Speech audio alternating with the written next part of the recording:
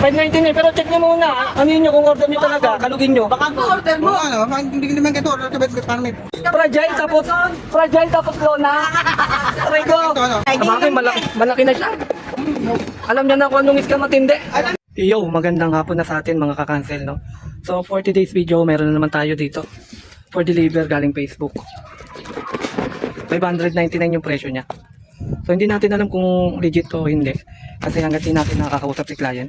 So, si Facebook kasi 50-50 yan. Alam niyo naman yan, lagi ko sinasabi. Pero hindi ko naman sinasabi na lahat is scam, no? 50-50 lang. So, ang nakalagay kasi rito, 003 boss nga team. So, hindi ko maintindihan kung ano yung description na nakalagay. Pero, ihahatid ko sa client para malaman kung original na talaga.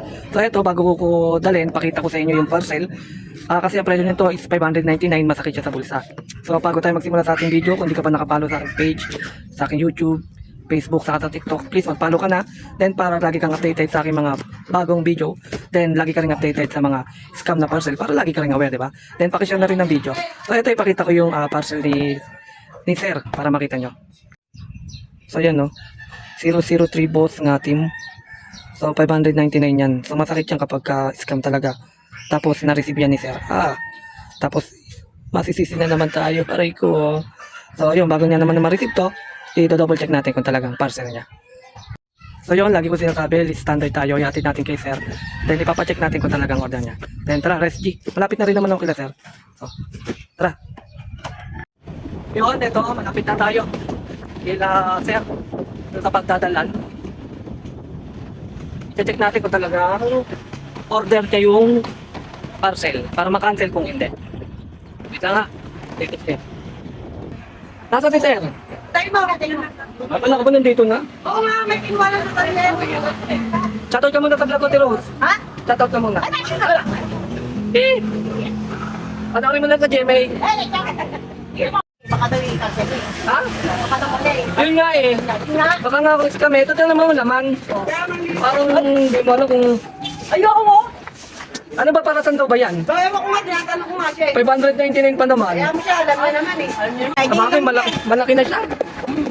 Alam niya na kung anong scam matindi. Alam niya yung in-order niya. Alam niya nga yan eh. Alam niya nga, kaso hindi natin alam kung legit yung na-orderan niya. Yung alam mo? Di ba pwede? Hindi pwedeng yun. Hanggang kapa-kapa lang tayo. Ay, return. Return pwede eh. Ika-cancel natin. Kunyari nga kay Klaus, pinabuksan sa kanya. Alam mo kung ako ulit. Ito kuya. 599. 599 pero check nyo muna. Ano yun nyo kung order nyo talaga, kalugin nyo. Baka po order mo. Ano, hindi ko naman kato, order ka ba parang may... Ano? Ano in order nyo? Ito, ka? Ano ba in order nyo? Ang ito. Lona! Lona. Hindi lona yan.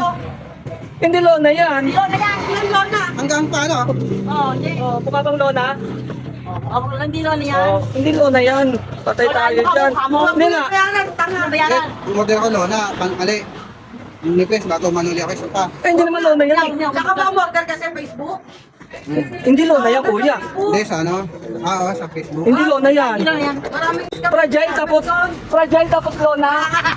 Aray ko. Ito ano? Huwag na yan, cancel ko na lang. Ha? Ika-cancel ko na lang. Pwede ba ito ibalik? Oo. Kung bayaran. Tingin ID. May ID ka? ID? Wala kang dala ID. Ay, hindi, tingin may call lag naman tayo eh. Fragile tapos lona laman, aray ko. Sige kuya, kakancel ko na lang ito. Ako nang bala. Ako nang bala rito. Iyon, diba? Ayun na nga bang sinasabi ko. Na wag basta-basta o order. Lalo na kapag nakita nyo lang na ads or hindi nyo pa kilala yung seller. Tulad nito, yung kay Sir, diba?